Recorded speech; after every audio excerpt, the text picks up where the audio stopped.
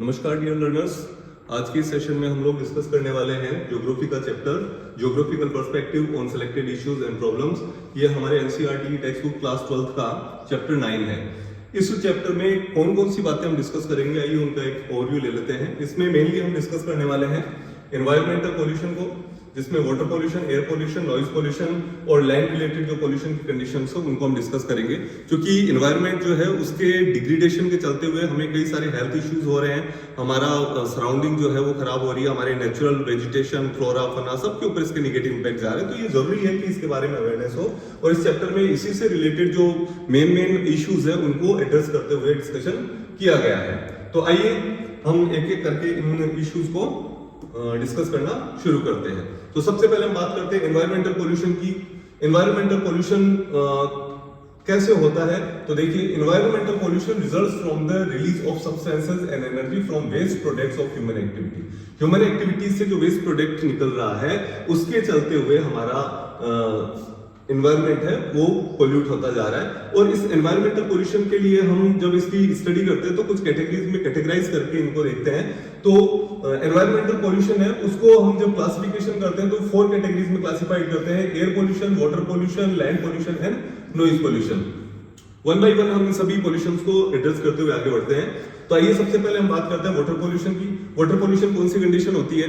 Water pollution वो condition होती है जब वाटर ह्यूमन यूज के लिए या एग्रीकल्चरल यूज के लिए सही नहीं रहता है, उसका यूज करने पर नेगेटिव असर हमारे ऊपर आना शुरू हो जाता है। अब ये क्यों हो रहा है? देखिए, रनिंग वाटर जो होता है उस रनिंग वाटर की अपनी एक कैपेसिटी होती है कि उसके अंदर यदि फॉरेन एजेंट सब्सटेंसेस आ जाते हैं तो वो उनको अपने से ट्रीट करता है, लेकिन वो उसकी एक पर्टिकुलर कैपेसिटी होती है, उतना ही वो कर पाता है। उससे ज्यादा अमाउंट में यदि उसके अंदर वेस्ट मटेरियल डाल दिया जाता है तो वो अपने आप को ट्रीट करना बंद कर देता है और तब से वो पोल्यूट होना शुरू हो जाता है। तो ये तो रनिंग वाटर की कंडीशन रही जिसके अंदर वाटर पोल्यूट हो रहा है। इसके अलावा जो हमारे वाटर सोर्सेज है लाइक रिवर्स है, पॉन्ड्स है, उनके अंदर भी आजकल हम देख रहे हैं कि अर्बन वेस्ट डिस्पोजल काफी उनमें जा रहा है, या फिर कल्चरल एक्टिविटीज के चलते हुए वहां पर बहुत सारा मटेरियल उनमें छोड़ दिया जाता है जो कि उनकी क्वालिटी को खराब कर देता है। तो इस तरह से वाटर जो है वो पोल्यूट होता चला जा रहा है। तो ये देखते हैं कि वाटर पोल्यूशन किस तरह से इंक्रीज हो रहा है। जैसे जैसे हमारी पॉपुलेशन इंक्रीज हो रही है,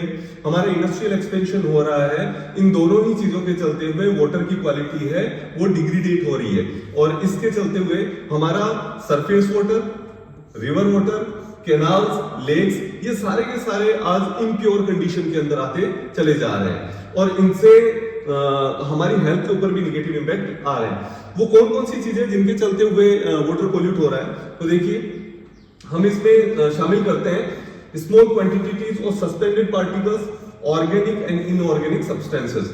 जब इनका कंसंट्रेशन बढ़ जाता है पानी के अंदर तो पानी पोल्यूट हो जाता है और वो हमारे यूज के लिए अनफिट हो जाता है। तो जब पानी हमारे यूज के लिए अनफिट हो गया है इसका मतलब पानी पोल्यूटेड हो गया है। सामान्य तौर पर जैसे हमने पहले बात करी थी कि हर एक जो पानी होता है उसकी सेल्फ प्योरीफाइंग कैपेसिटी होती है और उससे पानी अपने आप को प्योरीफाई करता रहता है और वो सही कंडीशन में बना रहता है। लेकिन जब एक उसकी लिमिट से ज्यादा पोल्यूटेंट्स उसके अंदर आ जाते हैं तो फिर उसकी वो सेल्फ प्योरीफाइंग कैपेसिटी है वो कहीं ना कहीं हैम्पर होती है और पानी हमारे यूज के लिए अवेलेबल नहीं हो पाता है। तो इसमें देखते हैं हम कुछ पोल्यूटेंट्स हैं।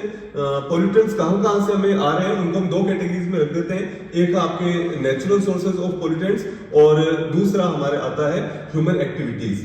तो pollutants from human activities. Natural source of pollutants कौन कौन से होते हैं?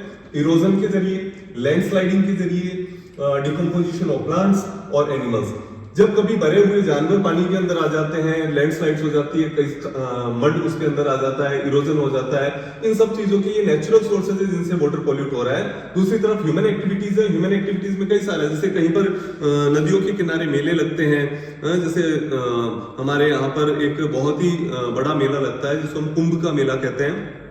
उस समय बड़े सारे लोग जाते हैं वहां पर, पूजा आरती करते हैं और जो अपने साथ में सामान लेकर के जाते हैं पूजा वगैरह वो वहीं पानी के अंदर छोड़ देते हैं। तो जब लाखों की संख्या में लोग किसी जगह पर जाकर के इस तरह की एक्टिविटी करते हैं तो ऑब्वियस सी बात है वो सारा का सारा पानी जो है अपनी क्वालिटी को कहीं ना कहीं खो देता है। इसके अलावा इंडस्ट्रियल वेस्ट है या एग्रीकल्चर सेक्टर है, इनसे भी हमारे पानी जो है वो पोल्यूट होता चला जा रहा है। ये सारे के सारे जो है ये कंट्रीब्यूटर्स है, लेकिन सबसे बड़ा कंट्रीब्यूटर यदि है कोई वाटर पोल्यूशन में तो वो है हमारी industries. Industries most significant contributor है। इंडस्ट्रीज का जो इंडस्ट्रियल वेस्ट होता है वो जब अनट्रीटेड मैनर के अंदर वाटर सोर्सेज के अंदर छोड़ दिया जाता है तो उससे हमारा पोल्यूशन ज्यादा होता है।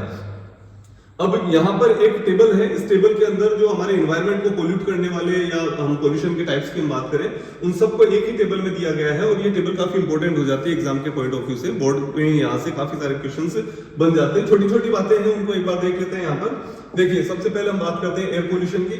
एयर पोल्यूशन में पोल्यूशन जो इन्वॉल्व है वो कौन से हैं?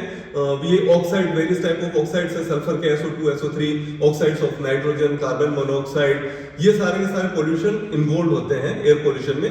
इनके सोर्सेज क्या क्या है? कंबस्शन ऑफ कोल, कोयले के जलने से, पेट्रोल डीजल जो कि हम व्हीकल्स में यूज में लेते हैं उनसे, इंडस्ट्रियल प्रोसेसेस या सॉलिड वेस्ट डिस्पोजल है जो हमारी रिवर इसमें सॉलिड वेस्ट जो छोड़ दिया जाता है लैंड पर खुला, उससे जो ओडोर वगैरह होती है उससे भी हमारे एयर पॉल्यूटेड हो जाती है। सीवेज डिस्पोजल होता है उससे हमारे एयर पॉल्यूटेड हो जाती है। देन नेक्स्ट हम देखते हैं वाटर पोल्यूशन। वाटर पोल्यूशन में पोल्यूशन इन्वॉल्व कौन कौन सा होता है? ओडोर का, dissolved and suspended solids, ammonia और यूरिया, नाइट्रेट और नाइट्राइड्स, क्लोराइड, फ्लोराइड, कार्बोनेट, ये सारे के सारे हमारे पोल्यूशन इन्वॉल्व होते हैं इसमें। इसके सोर्स क्या होते हैं? Sewage disposable, urban run of, toxic effluents and industries, run of over cultivated lands and nuclear power plants, ये सारे के सारे सोर्सेज ऑफ पोल्यूशन के। देन थर्ड वन हम देखते हैं लैंड पोल्यूशन। लैंड भी आजकल बड़ी पोल्यूट होती जाती जा रही है, इसमें एग्रीकल्चर का भी बड़ा इन्वॉल्वमेंट है। आजकल हम केमिकल फर्टिलाइजर्स बहुत ज्यादा पैमाने पर यूज कर रहे हैं तो उनसे भी हमारी लैंड जो है वो डिग्रेड होती चली जा रही है। इसके अलावा हम जो माइनिंग सेक्टर की जो स्लरीज वगैरह होती है उसको खुले में छोड़ देते हैं, उससे भी हमारी लैंड डिग्रेड हो जाती है ना। तो इसके पोल्यूशन में जो इन्वॉल्व है वो है ह्यूमन और animal excreta viruses and bacteria, garbage, vector bearing, pesticides, fertiliser residue, alkalinity, fluorides, radioactive substances, इनको ये सारे सारे पोल्यूशन इन्वॉल्व है लैंड पोल्यूशन के अंदर। इसके सोर्सेज कौन कौन से हैं? Improper human activities, disposal of untreated industrial waste, use of pesticides and fertilisers, ये इसके सोर्सेज ऑफ पोल्यूशन है। और लास्ट में हम बात करते हैं फोर्थ, नॉइज पोल्यूशन की। नॉइज पोल्यूशन में हम देखते हैं high level of noise. Noise होती है हमारे लिए हमारे कानों को सुहाने का भी एक लेवल होता है आवाज का। यदि कोई बहुत तेज आवाज में बात करता है तो हमारे कानों को अच्छा नहीं लगता है ना। जैसे हम बड़ी बड़ी मशीनें हैं, कमर्शियल मशीनें हैं या किसी कंस्ट्रक्शन साइट पर जाते हैं तो साउंड वहां पर जो होती है वो हमारे कानों को अच्छी नहीं लगती है। तो एक लेवल तक ही हम साउंड जो होता है उसको बेयर कर सकते हैं, उससे यदि ऊपर हो जाता है तो फिर वो नॉइज पोल्यूशन की कैटेगरी में आ जाती है, जब वो टॉलरेंस लेवल से ऊपर चली जाती है। अब ऐसे में कौन कौन से सोर्सेज हो सकते हैं नॉइज पोल्यूशन के? ये हमारे एयरक्राफ्ट, जब कभी भी कोई एयरक्राफ्ट हमारे पास से गुजर रहा होता है आसमान, तो आप सुनते हैं कि कितनी तेज उसकी आवाज होती है। खासतौर पर यदि हम फाइटर प्लेन्स की बात करें तो उनकी आवाज इतनी तेज होती है कि हमारे कानों को बिल्कुल असहनीय होती है। ऑटोमोबाइल्स, बड़े बड़े व्हीकल्स हमारे यहाँ के आसपास से गुजरते हैं या उनके हॉर्न वगैरह वो बजाते हैं तो उससे भी बड़ी हमें प्रॉब्लम होती है। इंडस्ट्रियल प्रोसेसिंग के दौरान काफी तेज साउंड होता है, या मीडिया में जो एडवर्टाइजिंग होती है, कई बार हम देखते हैं कि बड़े बड़े लाउड स्पीकर्स लेकर के और किसी पर्टिकुलर चीज में रैली वगैरह में उनका यूज करते हुए एडवर्टाइजिंग करी जाती है, तो वो भी नॉइज पोल्यूशन का एक बड़ा कारण है। तो ये यहाँ पर एट ए ग्लेंस चारों तरह के जो हमारे पॉल्यूशंस हैं उन टाइप्स को यहाँ पर बताया गया है। ये काफी इंपॉर्टेंट है, यहाँ पर हमें बहुत ज्यादा इंफॉर्मेशन कम पार्ट में ही मिल जाती है। अभी हम फिर से अपने मेन टॉपिक पर आ जाते हैं, जो हम वाटर पोल्यूशन की बात कर रहे थे। वाटर पोल्यूशन में हम ये देखते हैं कि हमारे यहाँ की रिवर्स की कंडीशन ठीक नहीं है। जैसे यहाँ पर एग्जांपल के लिए लिया गया है गंगा और यमुना, इन दो रिवर्स को यहाँ पर लिया है। तो आइए पहले इन दो रिवर्स से रिलेटेड कुछ पिक्चर्स हम यहाँ पर देख लेते हैं और फिर हम आगे इसको डिस्कस करते हैं। देखिए,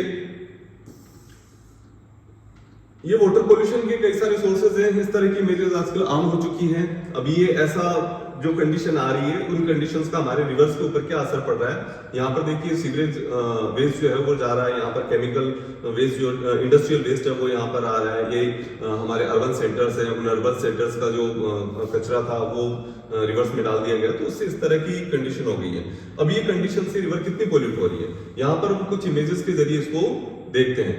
ये कंडीशन देखिए, कितना खूबसूरत नजारा है यहाँ पर, कितना साफ और क्रिस्टल पानी यहाँ पर गंगा रिवर का हमें देख रहे हैं। ये ऋषिकेश की कंडीशन है, ऋषिकेश में गंगा रिवर इस तरह की है।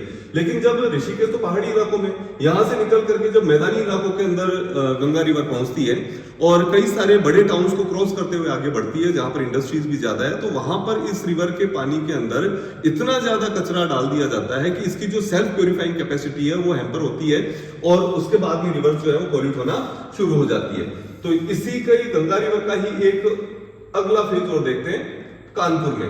कानपुर जो कि एक इंडस्ट्रियल टाउन है, लेदर इंडस्ट्री यहाँ पर काफी डेवलप है, तो कानपुर में देखिए इस तरह की हालात हमें गंगा रिवर के देखने को मिलते हैं। तो ये बातें हमें सोचने के लिए विवश करती है कि हम किस तरह से इनको कंट्रोल करें।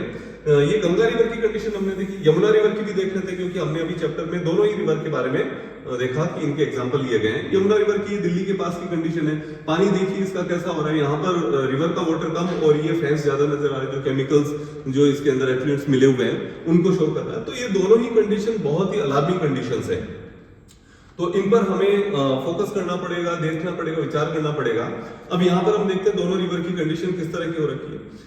रिवर और स्टेट्स, गंगा रिवर की हम बात करें, उत्तर प्रदेश, बिहार और वेस्ट बंगाल इन स्टेट से होते हुए वो बहती हुई जा रही है।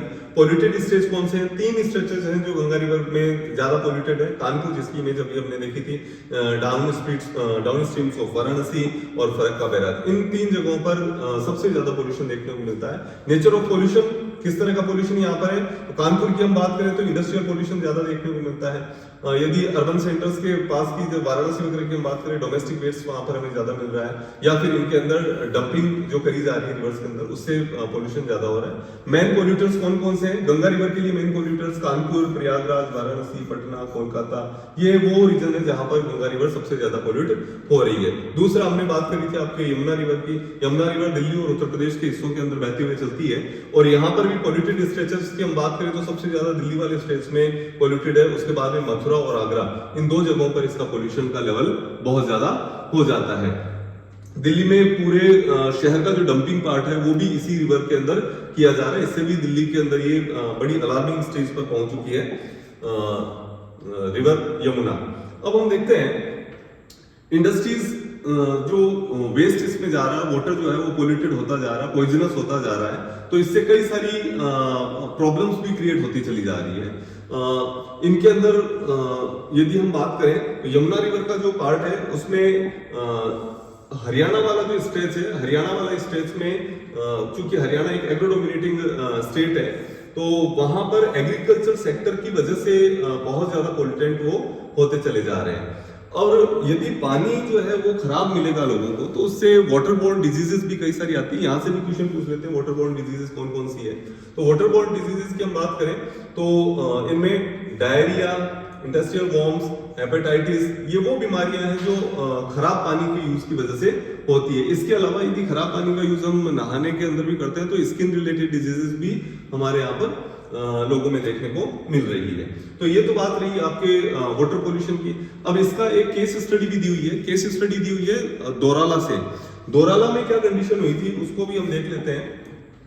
देखिए दोराला जो है, दोराला एक टाउन है, वहां पर शुगर इंडस्ट्री है और उस शुगर इंडस्ट्री का जो वेस्ट है वो वेस्ट मटेरियल खुले में छोड़ दिया जा रहा था और समय के साथ में वो जो कंटेमिनेशन पार्ट थे वो ग्राउंड वाटर को भी कंटेमिनेटेड कर रहे थे और इसके चलते हुए वहां के लोगों में कुछ बीमारियां आ रही थी। इसके बारे में किसी को कोई ज्यादा जानकारी थी नहीं, लेकिन वहां के एक एनजीओ ने लोगों की हेल्थ की रिपोर्ट तैयार करी है और ये जब रिपोर्ट तैयार करी तो फिर पता चला, हमारे सामने ये फैक्ट्स निकल करके आए कि लोगों के हेल्थ से जुड़े हुए इश्यूज निकल करके सामने है। तो इस एनजीओ ने आगे बात करी तो यहाँ के लोकल एडमिनिस्ट्रेशन ने, यहाँ के इंडस्ट्रियलिस्ट ने और इन एनजीओ ने और वहाँ के जो लोकल लीडर्स थे उन्होंने मिलकर के जब मीटिंग करी तो इसका सोल्यूशन भी उन्होंने निकाला और इसमें उन्होंने इंश्योर किया कि सबसे पहले तो वहां पर फ्रेश वाटर के लिए ही उन्होंने एफर्ट करे कि एक ऐसी बड़ी टंकी बनाई जाए जिससे कि लोगों को फ्रेश वाटर मिले। इसके लिए करीब 900 मीटर के अराउंड एक पाइपलाइन डाली गई, वहां पर एक बड़ी टंकी का निर्माण करवाया और लोगों को फ्रेश वाटर इंश्योर करना शुरू किया। तो इस तरह के काम करके और वहां के लोगों की हेल्थ जो थी उसको उसके अंदर सुधार लाने के प्रयास किए गए। ये तो लोकल लेवल पर हुआ एक प्रयास था। इसके अलावा हमारी जो गवर्नमेंट है, भारत सरकार, वो भी इसके लिए एफर्ट कर रही है। हमारी गवर्नमेंट ने एक प्रोग्राम चलाया है जिसका नाम है नमामि गंगे प्रोग्राम।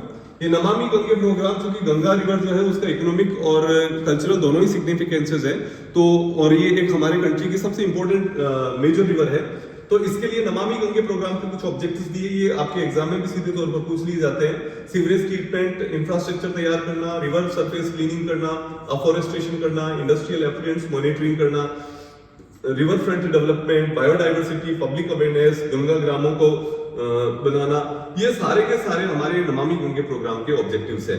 ये आपसे सीधे तौर पर भी एग्जाम में पूछ लिए जाते हैं। तो ये तो बात रही हमारे वाटर से रिलेटेड पार्ट की। नेक्स्ट हम बात करेंगे एयर पोल्यूशन की।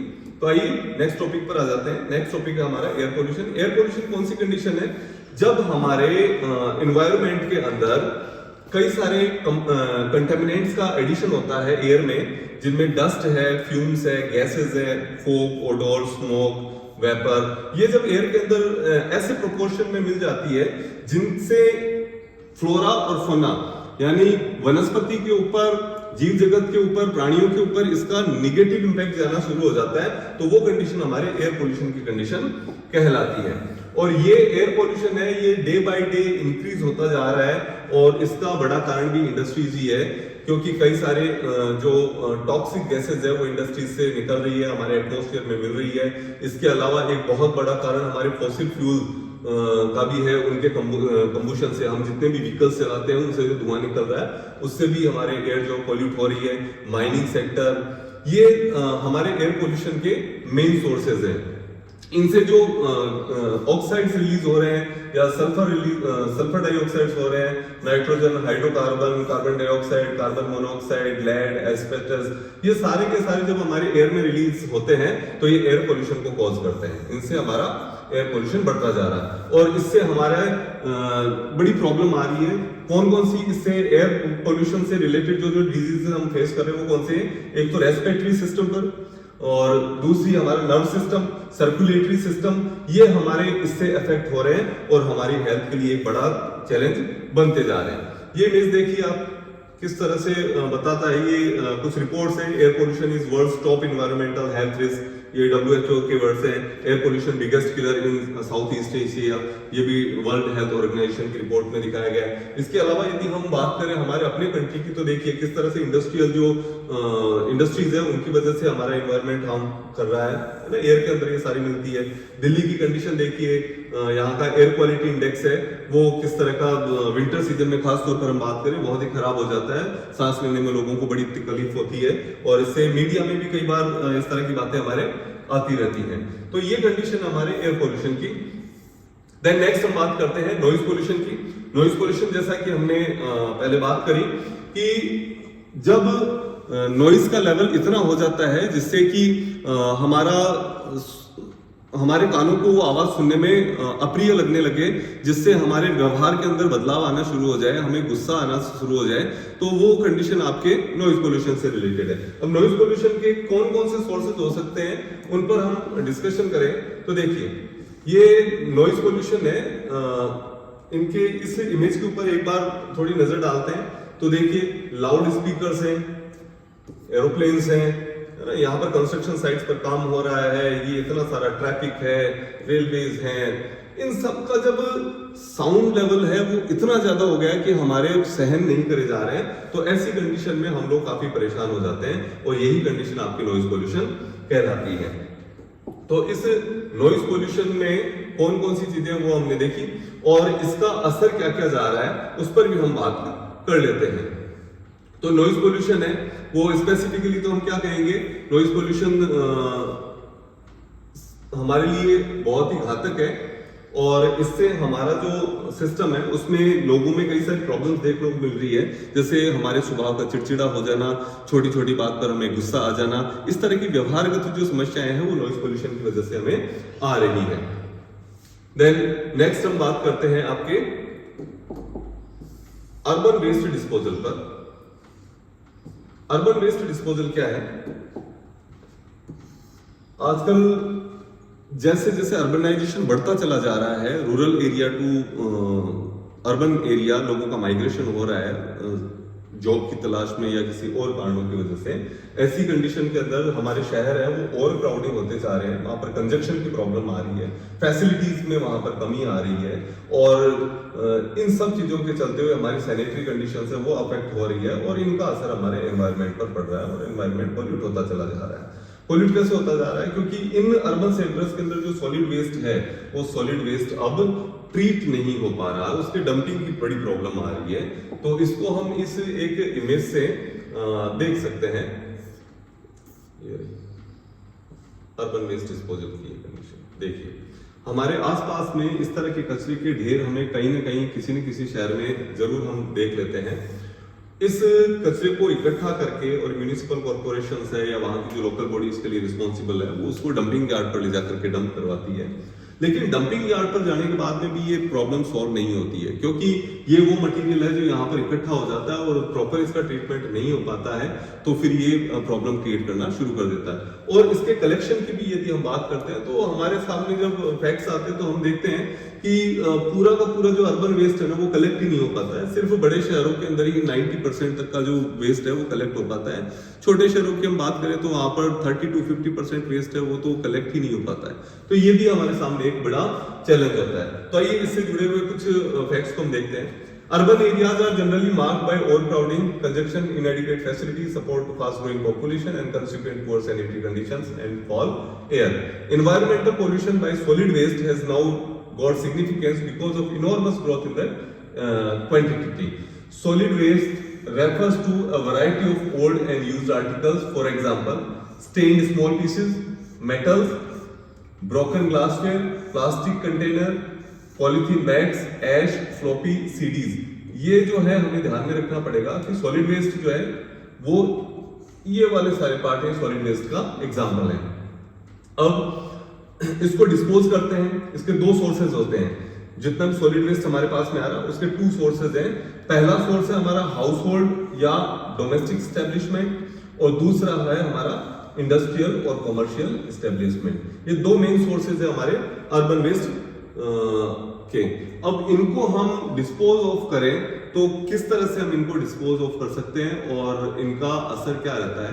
तो देखिए, इनको डिस्पोज करने के लिए हमारे जो सॉलिड वेस्ट है उसमें इंडस्ट्रियल यूनिट्स है वो कलेक्ट कर लेती है और उसको डिस्पोज ऑफ करती है। इसमें म्यूनिसिपल कॉर्पोरेशन का मेन रोल रहता है। वो क्या करते हैं, जो लो लेइंग पब्लिक एरियाज होते हैं वहां पर लैंड फिलिंग के लिए इस वेस्ट को काम में ले लेते हैं। और इसके अलावा हमारा जो डोमेस्टिक जो पार्ट होता है, डोमेस्टिक पार्ट में भी हमारे आजकल हम देखते हैं कि म्यूनिसिपल कॉर्पोरेशन की एक गाड़ी आती है और वो हमारा घरों का जो डोमेस्टिक वेस्ट होता है उसको कलेक्ट करके ले जाती है कहीं ना कहीं डंप करने के लिए। अब जहां पर इनको डंपिंग करी जाती है, यदि ट्रीटमेंट उसका सही नहीं हुआ तो हमारे कई सारे हेल्थ हजार्ड्स आ जाते हैं। हेल्थ हजार्ड्स कौन कौन से, तो उन पर हमें देखना पड़ेगा। एक तो ऑब्नॉक्सियस स्मेल का आना, हार्बोरिंग और फ्लाइज, रोडेंट्स, चूहे वगैरह जो होते हैं वो, ये सारे के सारे जो है ये उससे रिलेटेड कई सारे बैक्टीरिया जो हमारी हेल्थ के लिए अच्छे नहीं होते उनको कैरी करते हुए हमारे घरों के अंदर आ जाते हैं और इससे कुछ बीमारियां फैलती है, जैसे टाइफाइड है, डिप्थीरिया है, डायरिया है, मलेरिया है, कॉलेरा है।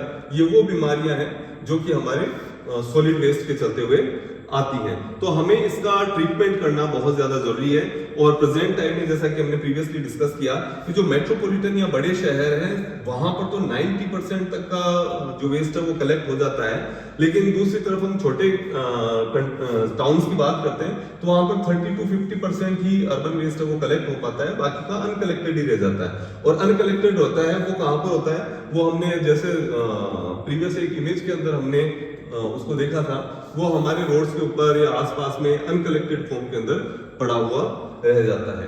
तो इस तरह से हमें इसके ऊपर भी सोचना पड़ेगा कि ऐसा ना रहे और हम अर्बन वेस्ट को प्रॉपर्ली ट्रीट कर सके, जिससे कि इससे होने वाली जो प्रॉब्लम्स है उनको फेस किया जा सकते हैं, उनसे बाहर निकला जा सकता है। फिर हम एक नेक्स्ट देखते हैं कि इतना जो बड़ी प्रॉब्लम हमारे पास में आ रही है शहरी इलाकों के अंदर, उसका एक मेन रीजन क्या हो सकता है? तो उसका मेन रीजन है कि ओवर क्राउड की वजह से ऐसा हुआ था, और ओवर क्राउडिंग का एक बड़ा कारण है रूरल अर्बन माइग्रेशन। हम देखते हैं कि कई सारे फैक्टर्स हैं जो कि रूरल अर्बन माइग्रेशन के लिए रिस्पॉन्सिबल है। इन फैक्टर्स में हम देखते हैं कि जो शहरी इलाके होते हैं वो जॉब प्रोवाइडर्स होते हैं। रूरल एरियाज में पॉपुलेशन बढ़ गई है, लेकिन जिस प्रोपोर्शन में पॉपुलेशन बढ़ी उस प्रोपोर्शन में लोगों के पास में करने के लिए काम नहीं है, तो वो लेबर की तलाश में अर्बन एरियाज में आ जाते हैं। गांव में जो है लो जॉब अपॉर्चुनिटीज रहती है। इससे एक पैटर्न है वो अनबैलेंस्ड हो गया है। भारत की यदि हम बात करें तो हमारी पॉपुलेशन है अर्बन सेंटर्स की रैपिडली इंक्रीज हो रही है, और इस इंक्रीज होने से कौन कौन सी समस्याएं हमारे सामने आ रही है वो भी हम देख लेते हैं। कि यहाँ पर मोस्टली जो छोटे शहर हैं उनमें अपॉर्चुनिटीज कम होती है तो बड़े शहरों की तरफ लोग जाते हैं, गांव में कम होती है तो वो शहरों की तरफ जाते हैं, और ऐसे में डायरेक्ट इनडायरेक्टली लोग जो है वो अपनी आजीविका कमाने के लिए शहरों में जा रहे हैं, मेगा सिटीज की तरफ जा रहे हैं, तो वहां पर पॉपुलेशन बढ़ती हुई चली जा रही है। और इस बढ़ती हुई पॉपुलेशन के चलते हुए इन शहरों के अंदर बड़ी प्रॉब्लम्स आती चली जा रही है, और हमारे यहाँ पर धीरे धीरे धीरे धीरे स्लम्स जो है उनका डेवलपमेंट होता चला जा रहा है। स्लम्स के बारे में हम आपके नेक्स्ट सेशन में डिस्कस करेंगे। Thank you.